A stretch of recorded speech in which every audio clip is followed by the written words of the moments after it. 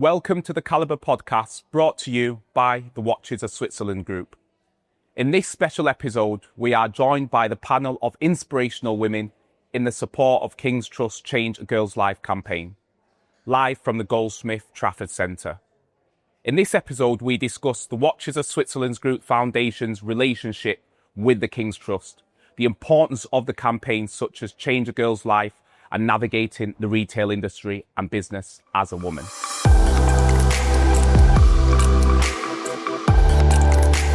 Hi, my name's Daniel Andrews. I'll be your host for the morning, and we're joined here by Vicky, Kiki and Sionibha. I just want to say thank you all for coming today and just being a part of this Change a Girl's Life campaign. It's amazing to see the journeys of women in business and just women trying to start themselves off in careers. And what an opportunity it is to be joined by these lovely ladies that will tell us a little bit more about their experiences and what they've been through and how they've got to where they have today. And yes, over to Vicky to start with. Hello, yes, thank you, Daniel. A pleasure to be here. Just wanted to introduce myself for those of you that have not met me before. I've got lots of familiar faces though in the audience. So my name's Vicky. I head up Goldsmiths for the UK, the retail side of things. So really look after all the showrooms and our management teams and making sure that our clients have great experiences. I've been in the role now for just over 5 years, seen a huge amount of change in this business, which I will come on to share probably as this morning goes on. But yeah, really privileged to be here and hope you all enjoy what you're about to see. So my name's Kiki McDonough. I started my business 40 years ago to design jewellery for women to buy for themselves. It took quite a long time, but it's been an incredible journey. Hi everyone, my name is Sionibha and I'm a young ambassador for the King's Trust. I joined the trust during the pandemic, during COVID, and I started my own photography business after that. So, yeah. I'm going to kind of come back to myself just because I didn't mention a little bit about what I do. But I run an organisation creating effective generations. We work with a lot of young people across the country. Our main base is in Manchester, and it's a great connection to kind of what we're talking about anyway in terms of how we sort of support and guide our young people to build themselves up, to gain confidence and to be able to go out into the workplace and feel confident in doing a good job. And then, of course, we have a great team behind us as well. Some of our CEG mentors are here today, but it's just a great opportunity to just go out there and support as many young people as we can. I have a lovely mother as well, just to add in there, who has absolutely been my inspiration to get me to where I am today. Just watching her journey in life, from someone who'd come from a different country to the UK, to become a pilot in the 1980s and flourish. So that's my inspiration to start with. But yeah, that's me.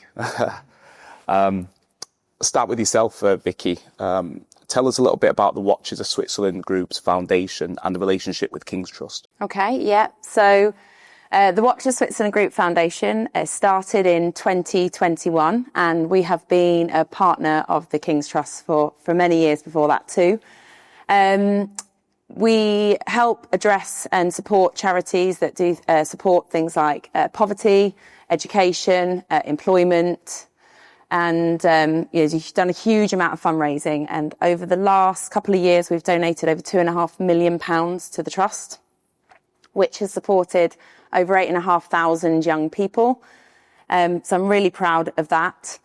We have an incredible culture within the business, actually, of volunteering, and that's really nicely kind of spearheaded by and led by example from the front by both our CEO, Brian Duffy, and our president, Craig Bolton, both of whom do a huge amount of volunteering, specifically Craig particularly at food banks. So he's given a huge amount of his time, and I always find that incredibly inspiring. No matter how busy he is, at the one time a year he tends to get off, which is Christmas, he'll go into his local food bank and give a lot of his time to support there. And I think what really then supports that culture of kind of volunteering within the group is that we actually do a paid day for every colleague in the business to go and volunteer at a charity of their choice that supports some of the things I've talked about. And I've been lucky enough to take my team out for a day at Leicester Food Bank. A really humbling experience, really insightful to see how these food banks, what support they need and what we can provide just by giving them a day of our time. So yeah, that's really a little bit of a summary of the group. That's amazing. Great. We're going to jump across to Sionibha. I've heard about your story and sort of looked it up myself and seen the amazing opportunities and amazing things that you've come through. But for the audience that don't know about that, would you like to sort of introduce? So throwing it back a wee bit to before I started my journey with the Trust, I was actually in a car accident at the age of 17, which resulted in my right arm needing surgery. My arm from my shoulder to my elbow is now titanium plated. I spent the next 2 years after that in recovery. I then found myself battling really badly with mental health issues. I was 17 at the time, so at that stage of my life, all of my friends were going out socialising, and then I was suddenly, I felt isolated. I was on my own. I was battling with something that nobody had kind of been through before, and I developed quite bad social anxiety and a lot of just different mental health problems. So at that stage of my life, without the help of my mum, she cared for me amazingly. She was everything I needed at that time. I, at that stage of my life, wouldn't have been able to even make a phone call. She done it all for me. Then before my accident, I was actually studying beauty therapy when I left school. So my dream at the time was to be a beautician and have my own salon. And unfortunately, due to my accident, all my dreams were crushed and down the drain. So I always had that fire in my belly of that I wanted to be somebody someday. I wanted to be my own boss. But I just kind of fell out of love with that idea until I joined the Trust. It was during the pandemic, and I saw an ad on social media of a girl that didn't live too far from me, and I remember seeing it and thinking, I would love to be her.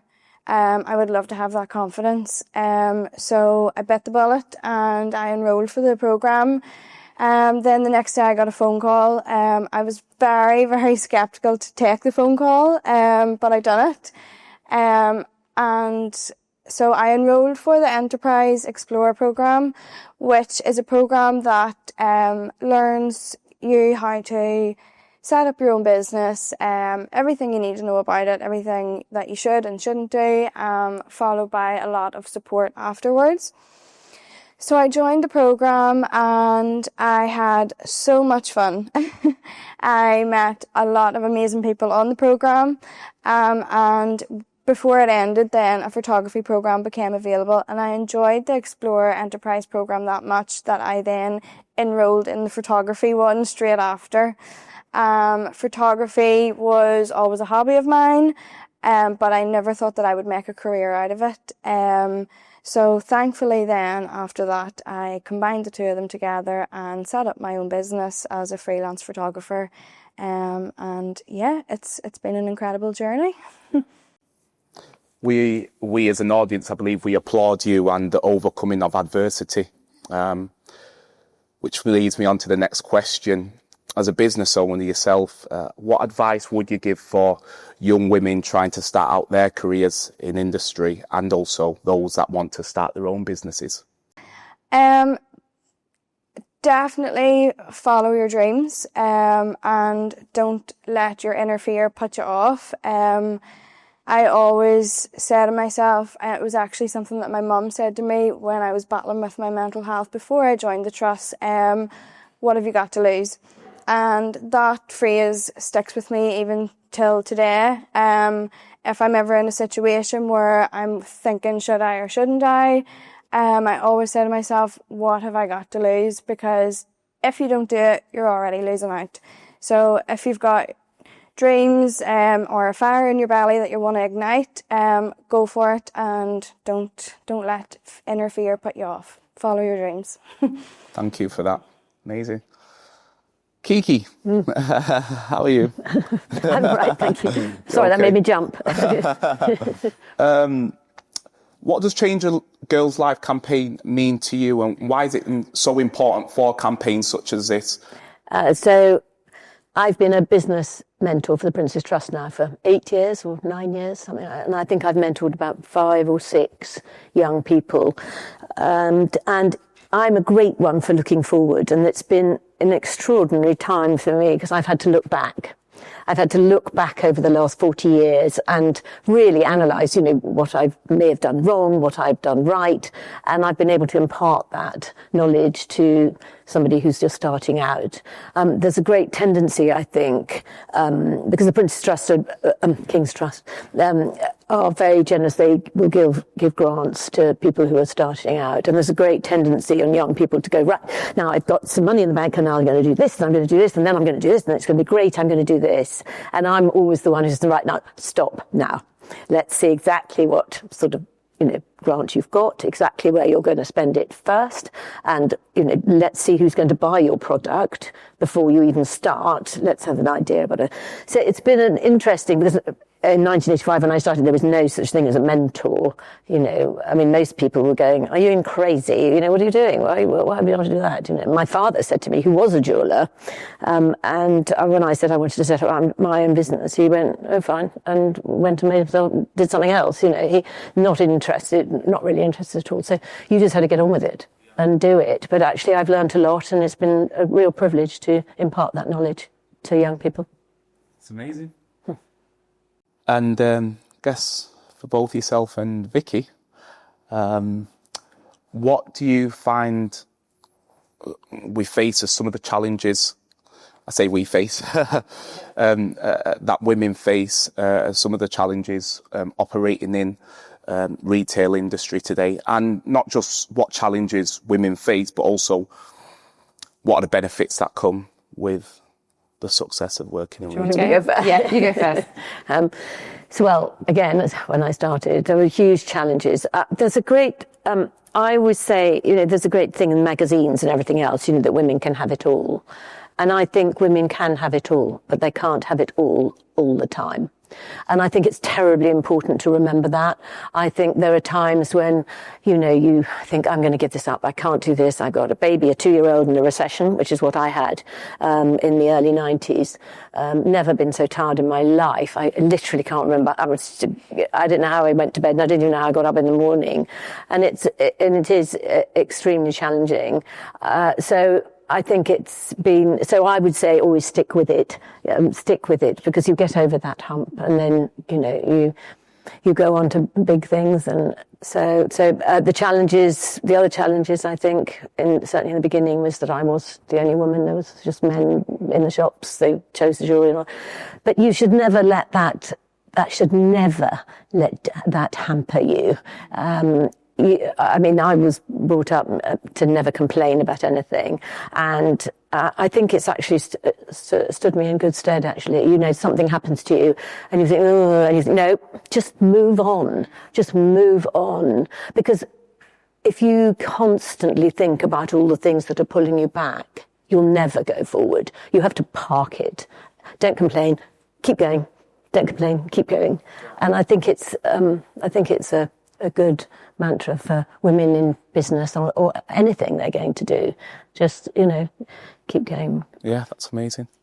Vicky? I think it's a really good question. I think the obvious answer, probably from a retail perspective, is that showrooms, stores, businesses, they trade 7 days a week. So, retail is renowned for being very unsociable hours. And specifically, I guess, as a woman, that can pose challenges if, you are trying to raise a young family. You've got, early shifts, late shifts. I remember I used to do night shifts. So that can be incredibly difficult. But the benefit of that equally is that retail allows a bit of flexible working. So, number one, it's not always about, having to do a full-time contract. There's you can look at options to work part-time and work your shifts around your childcare. So if you want to be there for drop-off or for pick-up, retail allows you to do that. So that's the benefit. I think personally, from my perspective as a woman in retail and as a woman who's in a role that is a national role, it means that I am away from home 2 nights, sometimes 3 nights a week. And I have a young daughter coming up to 5 on Sunday. She's not going to let me forget that. And, from Bonnie's perspective, I did this role, actually. I started the role 8 weeks pregnant. So unknowingly started 8 weeks pregnant.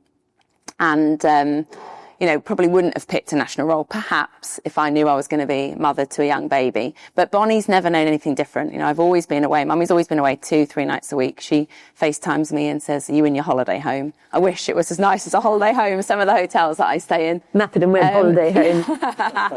But yeah, the mum guilt, I guess even after 5 years, that never fades. So that can be a real challenge for women. And it's not just about, even being in a national role. I know we've got people in the audience that are incredibly successful working mums that are doing, again, long hours and, driving in long ways to work. So that's a challenge. And I think the other side to this, specifically in retail, and I think if you look at this sector within retail, and it may surprise people, Kiki's already alluded to it, but the watch and jewellery industry was certainly very heavily dominated by men. And I still find myself sometimes sat in a boardroom and I am the only female in the boardroom. Now, there's definitely been a huge amount of change in the 5 years that I've done with the group. And I think, what I'm really proud to see is that the group definitely recognised the gender imbalance. And we have done something about that now. So over 49% of our current recruits are female, which is brilliant. 54% of our promotions, again, are female. So we have really fought against the gender imbalance. And I think that's, brilliant. And I personally have brought some fantastic females into the business who are, incredibly good at their job and have a real voice at the table. But when you are surrounded by a load of men, it can be difficult as a female to get your voice heard. And that is, as I said, very specific to this industry, but, something that we've had to overcome. But we are now proud as a business to share that we are number 7 in the FTSE 250 Women Leaders Index. So, that's an incredible achievement for a business. As I said, when I joined, I didn't see a female in a senior role for my first couple of months. And, that, I said, that's definitely changed. So, yeah. That's fantastic. The next question might take a little bit of a reflection. But who are the women? It doesn't have to be one. Who are the women that you would say inspire you? And you can start with. You start. Start with Sionibha. Yeah. Definitely, without a doubt, my mum. I don't think I would be here today if it wasn't for her. Just reassuring me when I was going through such a hard time mentally. She done absolutely everything for me, and I am forever grateful for that.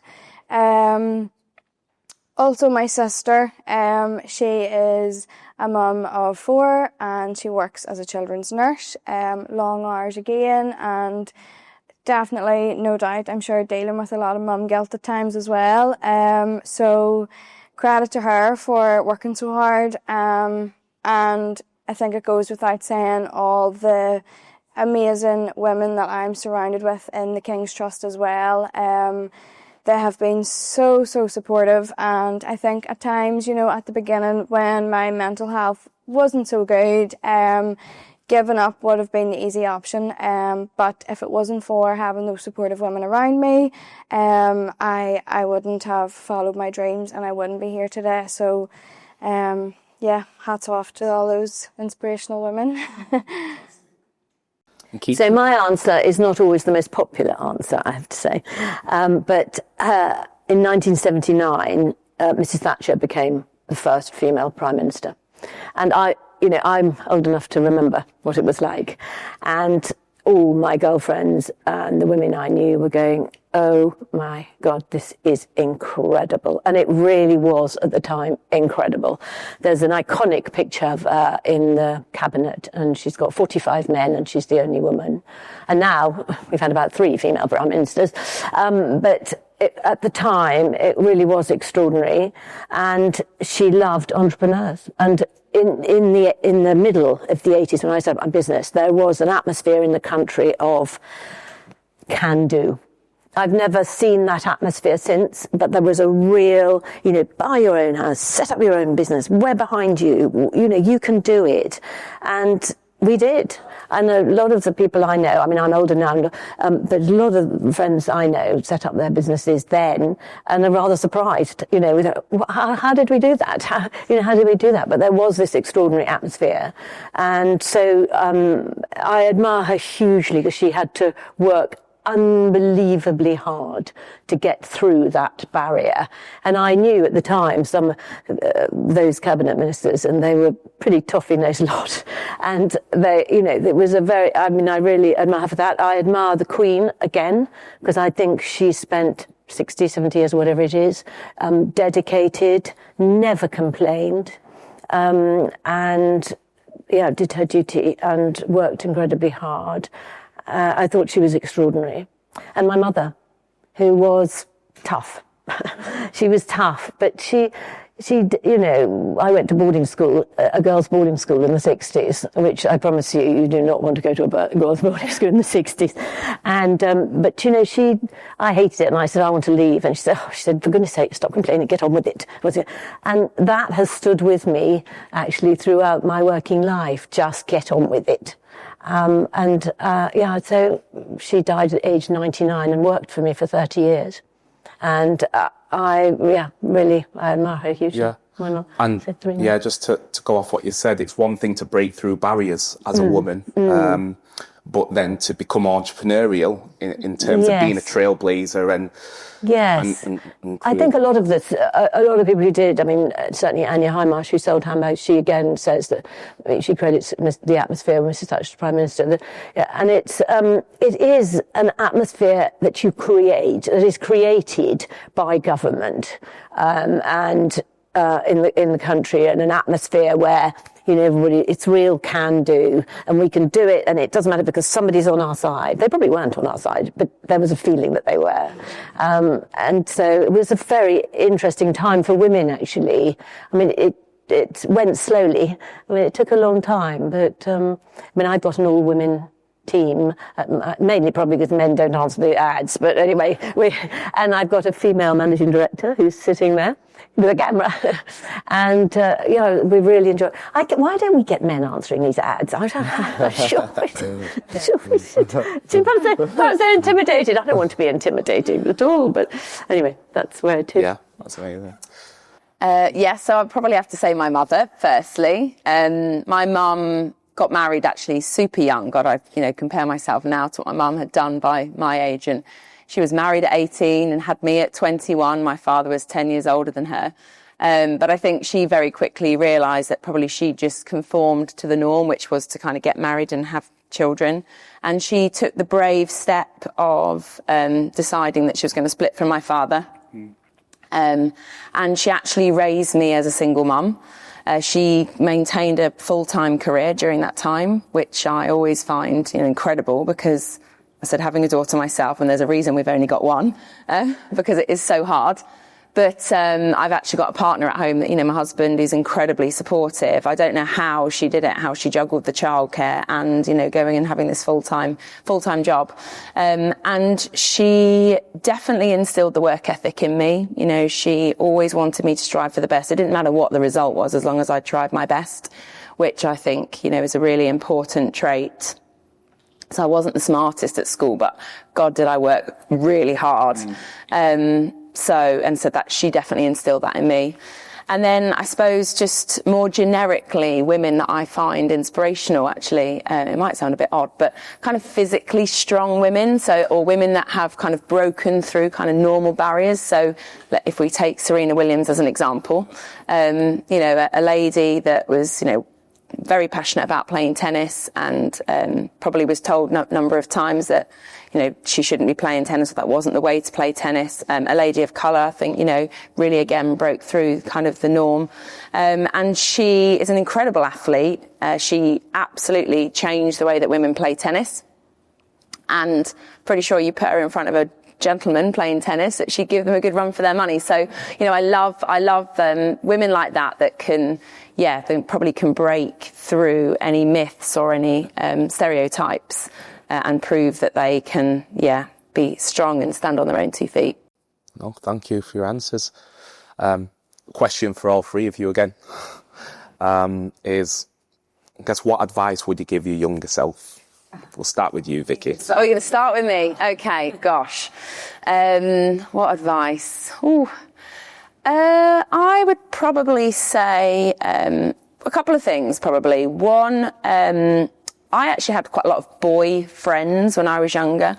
Just the way that it turned out, the people that lived locally to me were a bit older than me, and they were all kind of boys. And I think I probably compared myself a lot to them and their physical strength, their ability on certain things. I remember, you know, we were kids, we were playing out in like a little cul-de-sac. It was a bit like a neighbour's kind of high street. We would play kind of rounders or stuff, and, you know, basketball, and I'd watch my ability versus theirs, and, you know, be probably pretty hard on myself. So I'd say not to judge yourself against others, particularly when, you know, they are physically made up differently to women. I remember not being able to throw a tennis ball as far as a guy, and thinking, oh, why do I throw like a girl? No, I don't throw like a girl. I just don't have as good a throw. And then I suppose the other one would just be then not to try and behave like them too. If you're surrounded by, you know, men or certain even types, it doesn't have to come down to sex, but I guess just, you know, certain types of characters, don't try and fit the mould or fit the room. If you believe in something, stand up for what you believe in, and, you know, stay true to your own personal values. Well,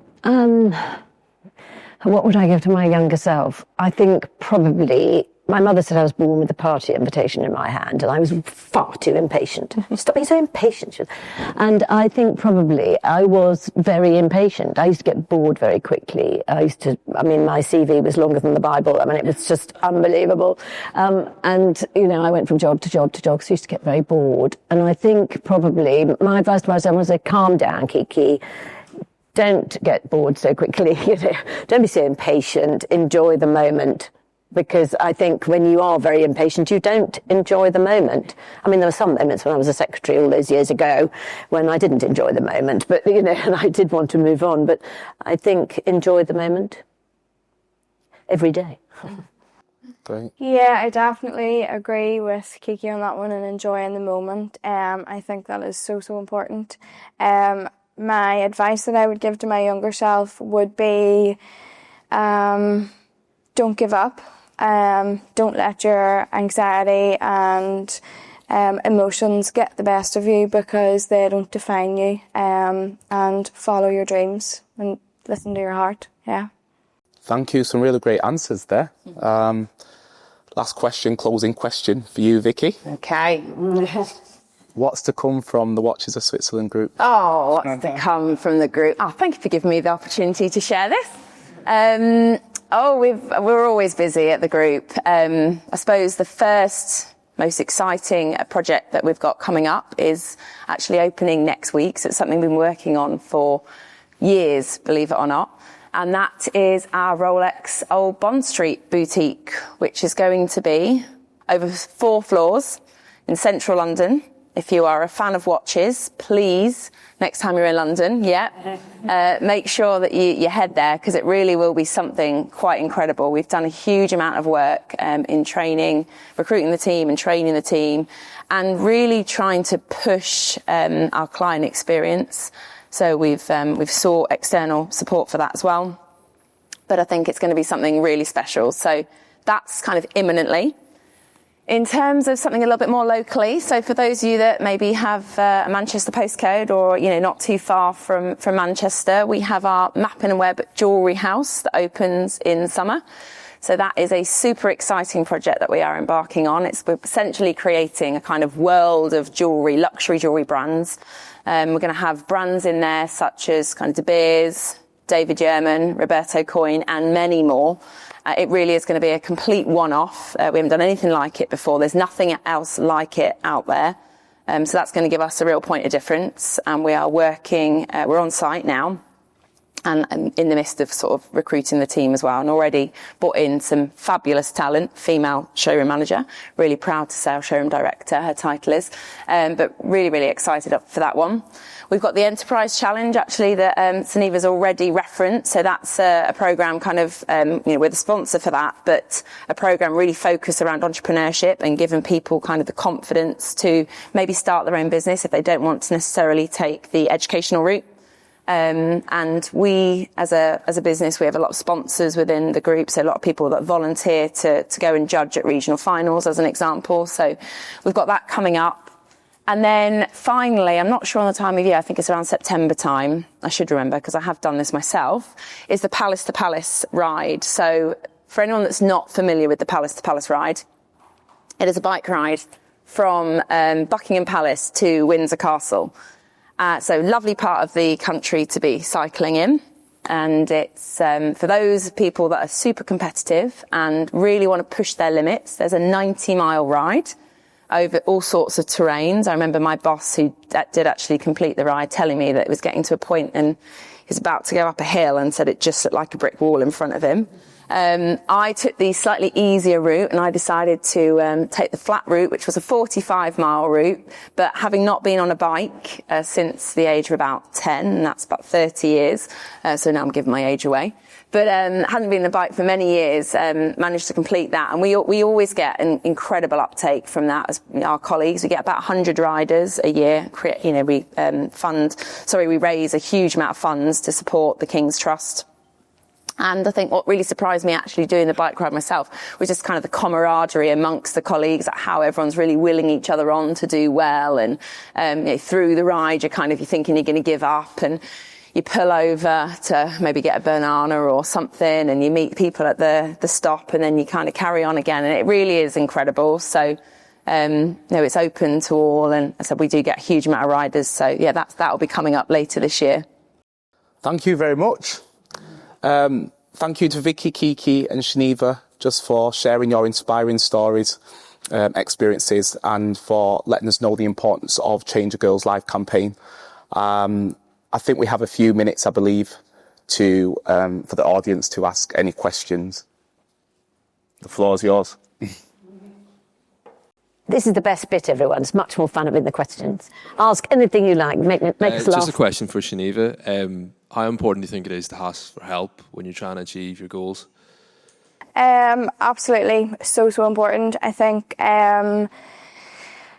help is always needed through different aspects of your life, and it always will be. So, don't be afraid to ask for help. Sometimes people might feel like a little embarrassed or something, to ask for help with whatever it may be that you need help with.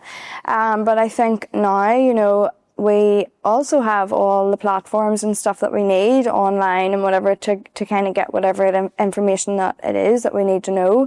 But yeah, absolutely. If anybody thinks that they need any help with anything, definitely don't hesitate to reach out to somebody, because there's always somebody that can help out in some way. Thank you, ladies. It's been really inspiring hearing from you this morning. But I have a question for Daniel. It would be great to hear from you how you engage with your community and what you give back. We do a lot for the community, and a lot of it stems from my past experience, my story growing up and things like that. Just being from a disadvantaged background, from an area of deprivation, and not having those tools, resources, and those mentors and people put in place to sort of support me and guide me in making better decisions for the future. So I think what we do a lot of at the moment is we try to support young people through practical activities. We try to support young people through sort of taking them through the theories of life, and we use a 3A model, which is acknowledge, analyse and action, which acknowledge quite simply means to accept that you're in a situation you don't want to be in, And that's the first bit you do before moving to the next step. Analysing is pretty much about breaking it down in small bite-sized chunks and dealing with each one accordingly, which looks at past, present and future, and getting a young person to understand that. And I guess the action stage is about implementation. It's about what do you want to see from the situation you're currently in. And I always look back and I think to myself, what kind of influences me and the team to be able to do what we do is we look back at our past and think, what did our younger selves need at the time? And we all know the sort of the issues that we're finding in society today, and the challenges that we are facing. So I think we do a lot of community work. So we've just recently done the outreach in North Manchester. We've got something coming on in Moss Side as well with the team, which we're supporting young people from those particular areas, and inspiring them as best we can. And I think, one of the beautiful things about my sort of experience is that, I haven't started with all those particular foundations that we all need to have a great start in life. And that inspires a young person to look at that and feel to themselves, okay, if you've been in that situation and you've got out of it and not only got out of it, because it's all right going from a negative to a positive in the sense of going from from bad to good. But what about the next step? I think that's what I always sort of realign my vision with is what's the next steps? How can we support a young person that is in a challenging situation in an area of deprivation, take them out of that, and not only just build the mind into the importance of working hard and things like that, but inspire them to actually propel that and take that further and thrive in an industry in the world that we're in today. So. Yeah, we do a lot of active community work. We're trying to spread our wings, and we're all the way from Newquay to Inverness in terms of the locations that we're presented in. And we're just building. We're still a small team, but we just believe that we have the passion's bigger than what we have currently. So that allows us to move forward and support more young people, and especially females as well. This is a fantastic opportunity to be here as well, because we are trying to support as many young females as well today, who don't see a great start to life, and who do want more. So yeah. Incredible. Does that answer the question? Thank you. Yeah, really humbling to hear that. We've got a question there, Megan. Hi guys. Thank you so much. It was honestly very inspiring to hear kind of all your different stories and all different perspectives as well. So I work for the King's Trust within our education, so Enterprise Challenge, Mosaic Achieve, so work with students between ages 11 to 16. And one of the challenges that we're finding is that they focus a lot on their academic grades. So academic grades is like the be-all and end-all. If we don't do the academic grades, then we failed kind of thing. And one of our things is trying to inspire them to realise that all your other skills are actually, if not more important than your academic skills. So I was just wondering if you had any kind of pieces of advice or kind of reasons around why you think those other skills are really important outside of those academic skills. I absolutely think that is so right, what you've just said. The girls... the women who were at school with me, the most successful ones were the ones looking out of the window saying, get me out of here. And I mean, I was one of them. And, somebody was talking about Hamlet, and I'm thinking, oh, really? Can we move on? And you don't necessarily have to have academic qualifications to be a success. And I actually think at the moment we are far too focused for young people on, I've got to get that 2-1, otherwise no one's going to employ me. And I think it's a terrible mistake. I think, so many people have so many different skills and they're not always all academic. So please tell the people who you talk to that I don't have any qualifications at all, but I've built an international brand. So really, and honestly, I'm hopeless. When I hear people's mothers say, "Oh gosh, Mum, I can't get him pass exams," I said, leave him alone, and he'll find his level in life, or she'll find her level in life. And you don't need to have a 2-1 to succeed. Yeah, absolutely. I mean, I'd second that. We have, from a retail perspective, I've got 100 showrooms that sit under my remit, so we do a lot of recruitment. And we're actually really just looking for people whose sort of personality would fit our type of business. So, what that means is people who love people.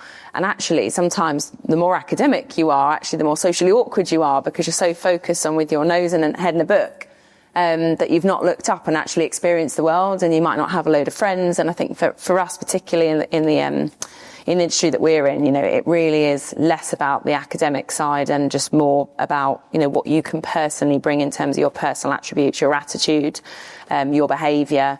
And we always say that, I'd rather take somebody on with no experience in our industry, and I said maybe with less academic qualifications, but they're show willing, they show the right behaviour. And because you can't teach that behaviour, you can't teach somebody to be socially really great, or, just to be able to naturally engage with another human being.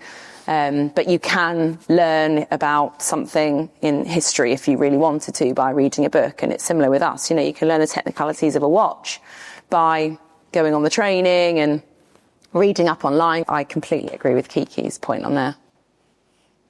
Put Hamlet aside. Amazing. Sionibha, did you have anything to add to that one? Yeah, I think definitely grades don't define on who you are.